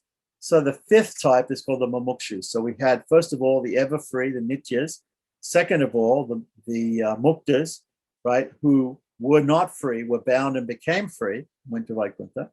Third, we have the Buddhas, those who are not interested to go to Vaikuntha, those who are simply material and interested in sense gratification, who think the body is the self. Fourth, we have people who know the body is not the self, who understand that that they are the soul within the body, and who want to get free from the misery in this material world, which is due to the body, right? They want to get free from it, but they only want to go halfway. They don't want to go they don't know anything about God, so they don't know that the supreme enjoyment is to serve the Lord in Sri Vaikuntha. So they only know about the soul, and they enjoy the bliss of the soul only, like that. Like, again, my example of a person who's dying of thirst in the desert. Here in this material world, they're the Buddhas, and who wants to get free from that thirst, who only drinks water, but is unaware that there is nectar, that there's ambrosia which he could be drinking rather than just water. So he enjoys to a certain extent by simply negating misery in this material world, but he doesn't have any positive enjoyment like the person who drinks the nectar or the ambrosia. Okay, so the mumukshus, the persons who like ourselves, we want to become free. We want to not only enjoy the bliss of the soul, but we want to enjoy the greater bliss of serving the Lord in heaven in Sri Vaikuntha. The mumukshus, or the would-be free, those who want to be free from this material world, are those souls in whom the longing desire for salvation, that is reaching Bhagavan, the Supreme Lord Sriman Narayana, has arisen. So we have that longing that's arisen in our hearts. These are the two classes. These are of two classes. Okay, so now we're dividing the mumukshus, the persons who want to serve the Lord, they want to go to Vaikuntha, they want to attain moksha or liberation, into two classes. The first class is called upasakas, or the strivers, right? The people who think, yes, I want to achieve the goal of liberation, and therefore I want to work very hard for that. I want to put all my efforts. I want to put many efforts, and I want to follow all the scriptural commands of the Lord. The Lord has given us a systems in the scripture of performing dharma, artha, kama, all these different systems of effort, of self-effort. So I'm going to put in a lot of self-effort. I'm a striver. I'm going to try to put in all this effort to reach liberation. And then there's a second class called the prapanas. The prapanas are ones who resort to surrender to the Lord, simply surrendering to the Lord, right? So we have the persons who take to bhakti yoga and the persons who take to sharanagati or prapatti. So the prapanas who are resigned, who are surrendered to the Lord. The former seek salvation by self-effort, and the latter leave the same to Bhagavan, God's care. So we leave the whole effort to the Lord. He is the one who can perfectly give us liberation, and so we leave it to him. So these are the two types. So we have the upasakas and the prapanas, according to him. The former thinks that salvation is his concern, right? So there are these people who are following bhakti yoga or even karma yoga, jnana yoga, bhakti yoga, and they're trying to attain liberation, and they think it's my job, it's my concern to strive for liberation. And the latter think that it is his concern, meaning the Supreme Lord's concern. So we think the prapanas, the people who are surrendered to the Lord, we simply think it's God's concern, it's his business. We have full faith that he will save us. But it's his business to save us. It's not ours. It's not our business to strive for liberation. It will be given to us. We will go to Vaikuntha and we'll serve the Lord. Okay, so here in the footnote it says that there's a cosmological table in his Bhagavad Gita. We can see Alkondavilli Govindacharya's, our author's here, cosmological table given in his Bhagavad Gita, pages 257 to 258. So this is the first part of Artha Pancakam. The next part is Paraswarupam, which is talking about the principle of the Supreme Lord in all his 5 different aspects. So now we covered the introduction by Grierson. We had another introduction, a slight introduction by our author here, Alkondavilli Govindacharya. And we've covered the first part of Artha Pancakam, which is about the 5 types of souls, the 5 classifications of souls. They're classified into 5 groups. So those have been explained. So if anybody has any questions about the different types of souls, or about the work in general, or about the introduction, if you want to unmute, you can ask a question, or if there are any comments, how about that? Would bhaktas I guess bhaktas who practice bhakti yoga, they will be classified as mumukshus, right? Even though they probably, certain bhaktas say that their goal is not liberation, their goal is, prema, basically, love of God. But it's basically the same classification anyway. It will apply to them also, isn't it? Okay, so my question to people who say their goal is prema, right?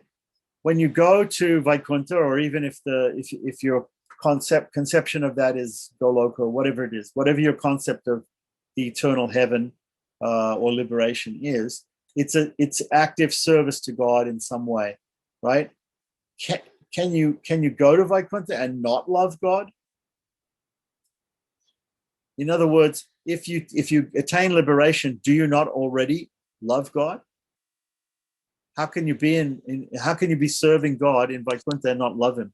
So love, and this idea that somehow prema is different from moksha. Okay, so if prema is separate from moksha, if love is separate from liberation, then who in liberation does not have prema? Give me an example of somebody in liberation who doesn't have prema, who doesn't have love for God.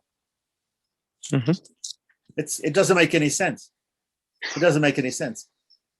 So when we define a word, we have to define something by what's called a lakshana. A lakshana means a quality that distinguishes it from something else.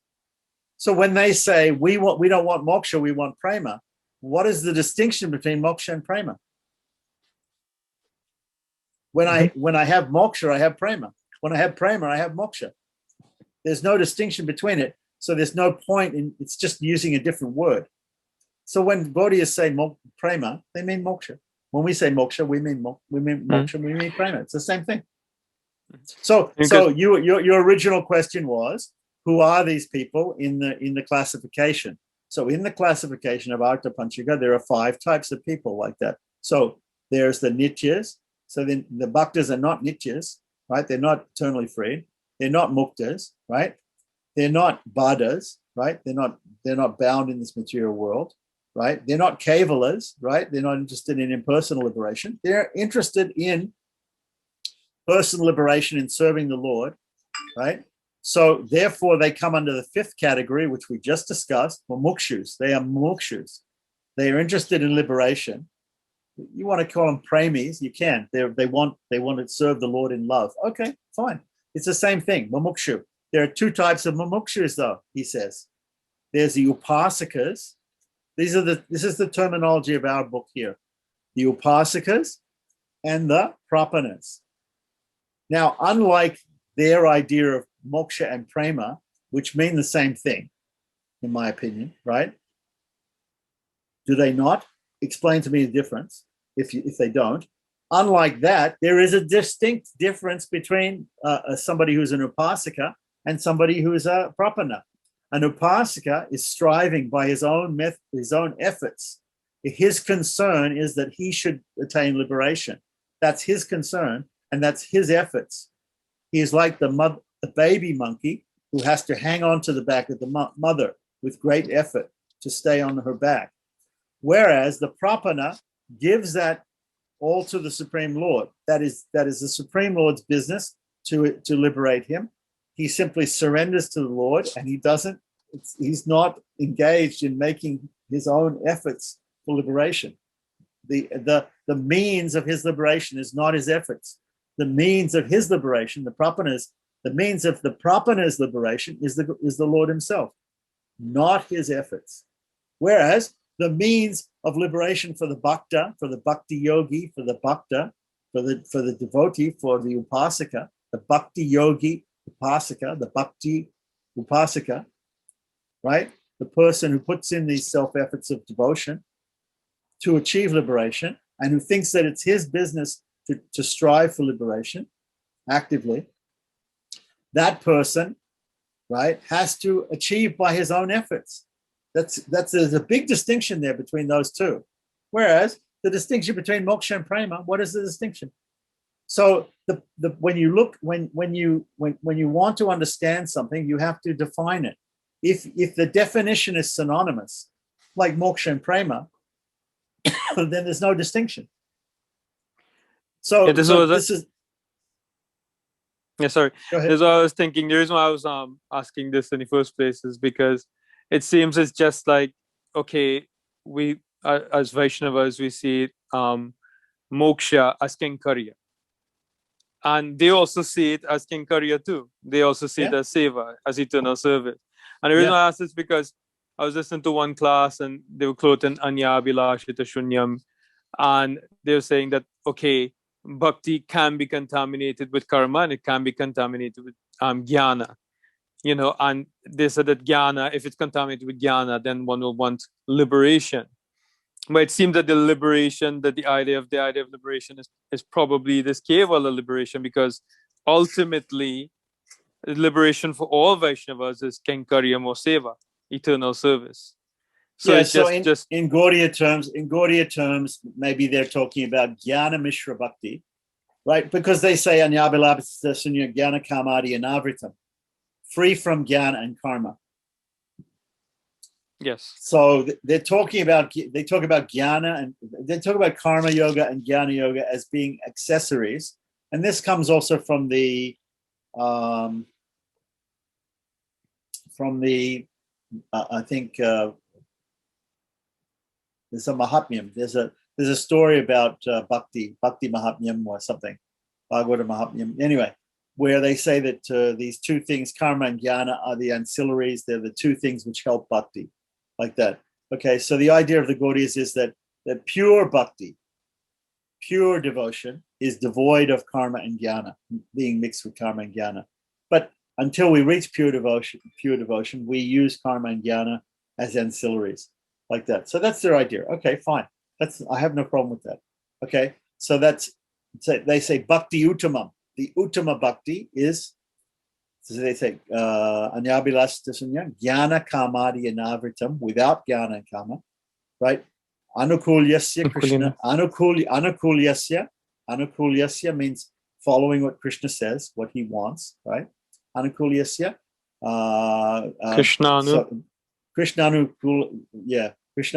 Silanam, Bhakti Uttamam. This is the supreme bhakti. Okay, that's the supreme bhakti. Good. It's still bhakti. Still bhakti. Karma yoga, you work and you offer your results of your work to God. Jnana yoga, you study and you offer the results of your study and your meditation to God. Bhakti yoga, you do Shravanam, Kirtanam, Vishnu Smaranam, Padasevanam, Anshanam, Bandhanam, Dasyam. You do all these things and you offer those things to God. In each case, you are striving, you are putting in great efforts to achieve liberation. Right? Property is not like that at all. Property is you surrender and you let God is going to liberate you. God is going to take care of you, like that. That's the difference. There's a big difference there, like that. Now, they say, okay, of course they want to go to Vaikuntham or Golokam, and they want to actively serve in love the Supreme Lord. So do we. Their method of going there is different, though. Their method of going there is different. Their method is self-effort. Their method is self-effort. Our method is not self-effort at all. Our method is to allow the Lord to put in the effort. The Lord is the means. He's the means. He's the goal. He's also the means. Like that. So they agree he's the goal. He is the goal. Going to Vaikuntha and serving him as the goal. But their means is different. Their means is they have all these sadhanas, whether it's Vaidhi Bhakti or Raganuga Bhakti, whatever it is, it involves great effort on their part.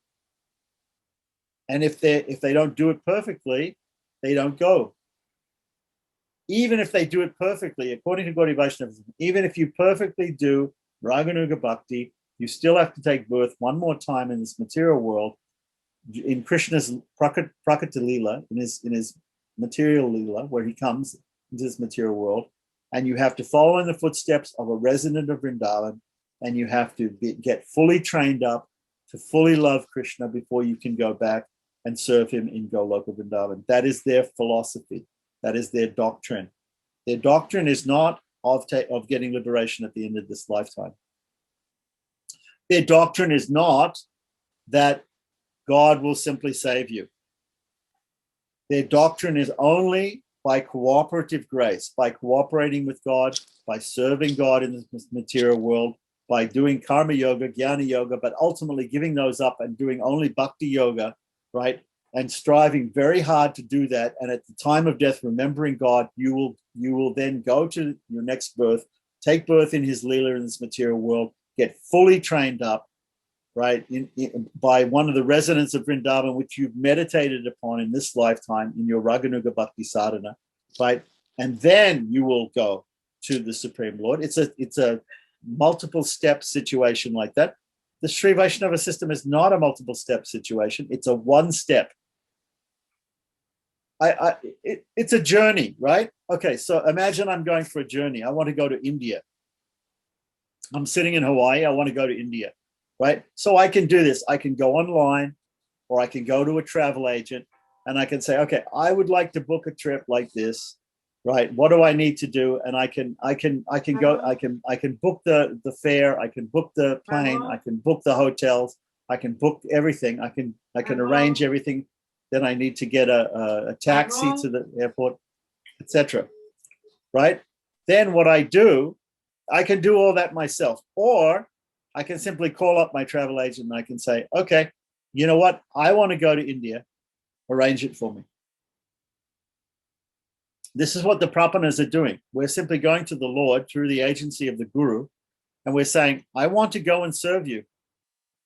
Arrange it. That's all we're doing. We're letting him make the arrangements. So either I can go online and go to Kayak and book a flight and blah, blah, blah. I can do it all myself, which might take me a few days. You know, it might take me a while. I might be unsuccessful in finding a proper flight or whatever it is like that. Right? So through my own methods, because I'm not a perfect travel agent or whatever it is like that. But if I approach the Guru, he's a perfect travel agent, right? To Vaikuntha. He is a representative of the travel company. The Lord is a travel company. If we put all the faith in the travel company will look after everything. It's a fully worked out, you know, he'll just say, okay, here's the book, Achiradi Marga. This is your trip planned out for you. Read it. This is what's going to happen. This is your itinerary, right? That's what a travel agent does. Travel agent does everything for you and then comes to you and gives you your itinerary.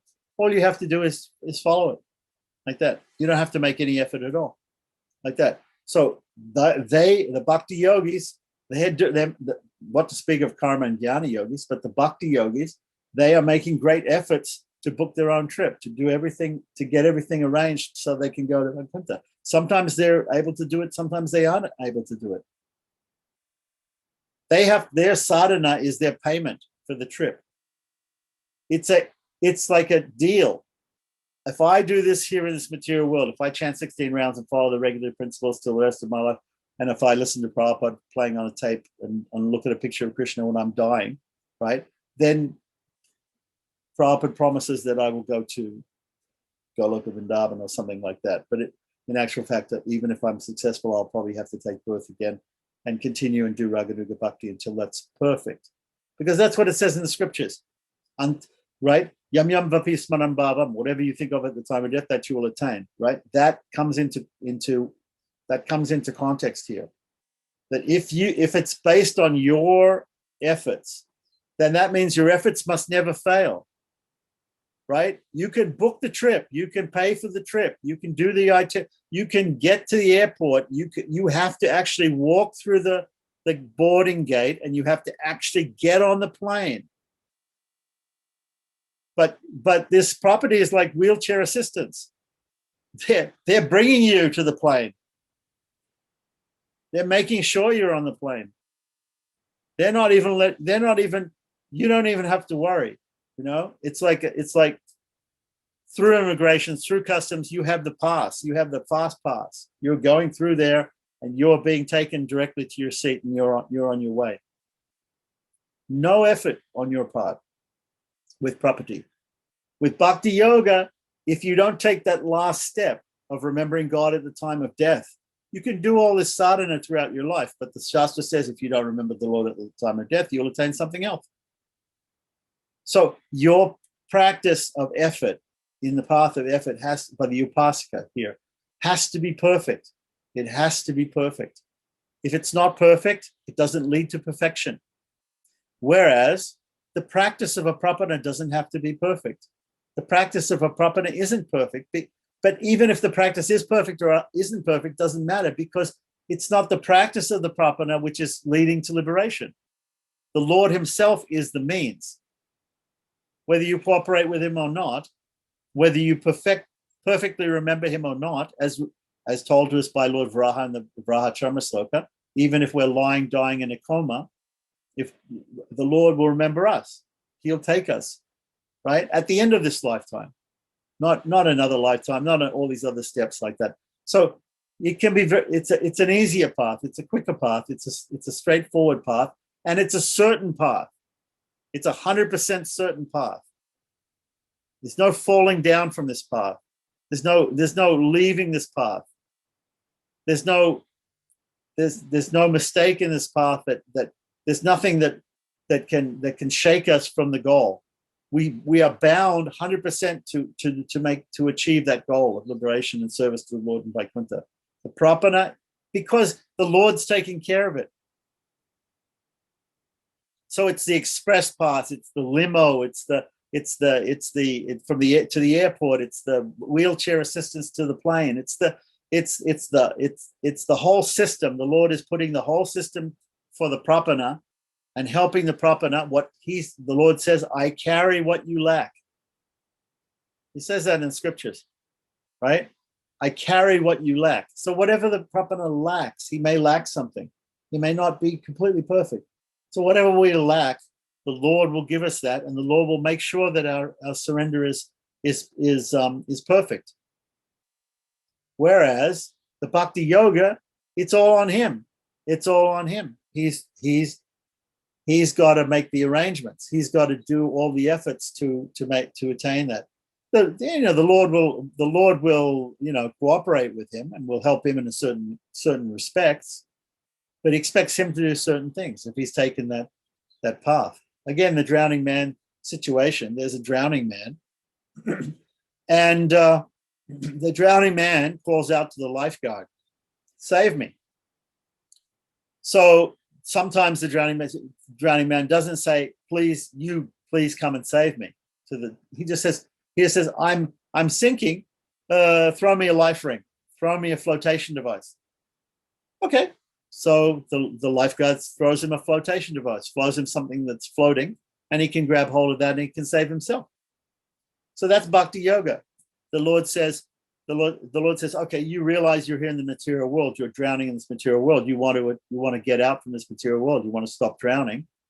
What do you need for that? So give me a system, O Lord. Give me a system where I can come to you and I can serve you. Okay, so here's karma yoga. No, that's too difficult. Okay. Oh, here's jnana yoga. No, that's too difficult too. Oh, here's bhakti yoga. Oh yeah, I think I can do that. Chant Hare Krishna and chant the holy names and Shravanam, Kirtanam, Vishnu Smaranam, Padasevanam, Archanam. I can do all that. So, okay, I'll do that. Yeah. But some people say, no, I can't do all that. I can't do all that. So those persons say, look, they say, just come and save me. Just dive off from the boat, swim over to me, save me. I'm drowning, helpless and hopeless, akinchana, right? I have faith in you. I have total faith in you. You save me. You do the work, because I'm drowning. I can't do it. I can do something, but I don't feel that I can overcome all of my past sins, my innumerable sins from time immemorial, like Arjuna was in Bhagavad Gita. He didn't feel, even though Krishna explained to him karma yoga, jnana yoga, bhakti yoga, he explained all these things to him. Finally, he said he was still not convinced. I can't do these things. Krishna said, look, finally, just surrender. Just give up and I'll take care of everything. Just give up everything. Abandon all varieties of religion. Abandon all these self-effort, this passive self-effort. Just surrender to me. Surrender to me and I'll take care of it. I'll take you to liberation. So we surrender to the Guru, who's the transcendental travel agency, and he'll take care of all of our itinerary. He'll take care of everything. No effort is needed. The only is momentary. Sakrideva prapannaya tavasmiti chayachate abhayam sarvabhutebhyo dadami tad vatam mama. Lord Rama says that if you simply say once, I am yours, O Lord, he'll protect you and he'll save you. Okay, so I think this is a good place to stop here. I'm not sure, but we've covered the first part out of 5 parts of the 5 truths. So we've done the first truth, right? The truth about the individuals, the categorization of the individual. So why don't we leave it here today, and we'll pick it up next week, and we'll talk about the next week. So today we covered Atma Swarupa, or what's called Swaswarupa, our what is the different categories of the living beings, the different categories of souls. And next time we'll talk about the different categories of God, the different categories of the different Paravyuha, Vibhava, Antaryam, and Archa, the different categories of forms of the Supreme Lord. Okay? Jai Shriman Narayana.